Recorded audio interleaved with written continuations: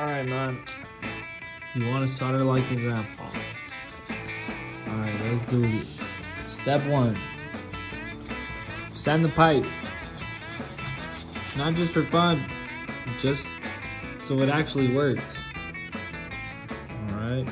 Apply that flux generously like you're seasoning meat. Except you'll regret eating this, man. Alright. Slide the fitting on.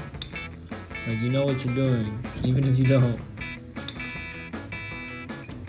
Alright, man. Fire time. Heat up the fitting, not the pipe, but who am I to tell you what to do? Torch it.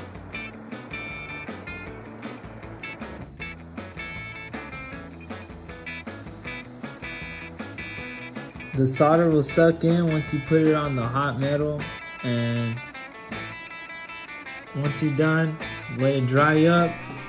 Wipe the joint while it's hot. If you scream, you know you're doing it right. Alright? Now just admire your work. It's probably leaking, but hey, it's an art. Subscribe for more!